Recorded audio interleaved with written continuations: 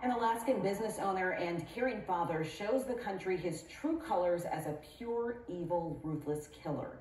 He would strike all over the United States, randomly picking his victims, but planning them years in advance. It was only when he kidnapped a young coffee barista that this killer was put to a stop, creating an intense manhunt, sending authorities on a cross-country investigation. Shortly before it closed, a little before 8 o'clock that night, that man walked up to the order area and ordered a coffee from her.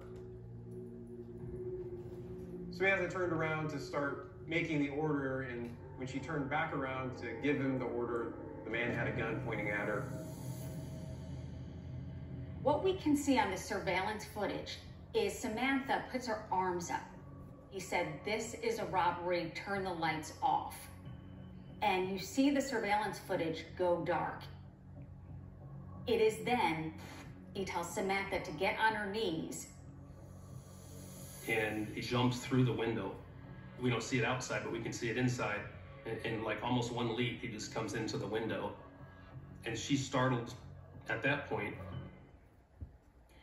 Our Susan Hendricks spoke to J.T. Hunter. He's the author of Devil in the Darkness, the true story of serial killer Israel Keyes.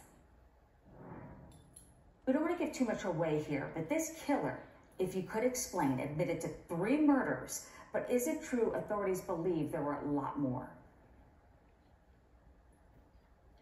Yeah, Susan, law enforcement believed when all was said and done that he had killed at least 11 people. And he killed JT, as you know, across the country and prepared for these murders meticulously, planting what were called kill kits. What was inside, and did he just pick people at random when the opportunity arose? Yeah, so these kill kits that, as you said, he buried ahead of time, sometimes years in advance, they would include things like a gun, zip ties in order to, bind his victims and keep them under his control, different sorts of weapons like that, and then other instruments he needed in order to carry out what he wanted to do. And he would bury these sometimes years ahead of time and then come back and dig them up and use them for a crime. Really the master manipulator, if you will, a father, as I mentioned, able to blend in, even going on a cruise at one point. What surprised you the most about this killer? Because I know you have covered some heinous crimes. What stands out? One of the things that really stood out to me for Keyes was the fact that, a lot of serial killers, they have a certain type of victim. So you can kind of profile that this type of person's likely to fall in that category. But with Keyes, he really didn't have that. His victims ranged in age and all different sorts. He didn't have a particular type, so he was really much more random, which was almost more frightening. Had a family life, was married at one point, and in 2012 in Anchorage, a teenage girl just finishing up her shift at a local coffee shop, a small one, came face to face with evil.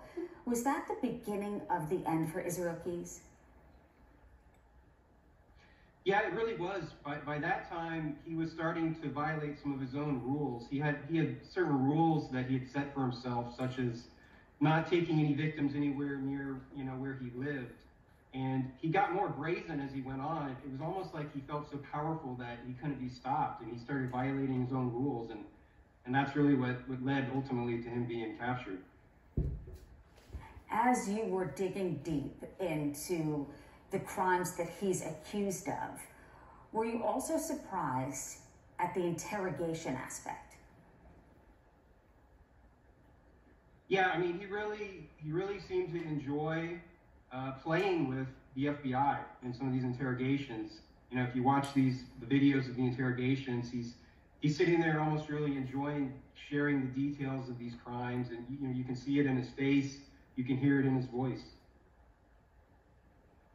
Our thanks to Susan Hendricks and J.T. Hunter for that. A very new Scary People tonight at 9 p.m. Eastern and Pacific, right here on HLN.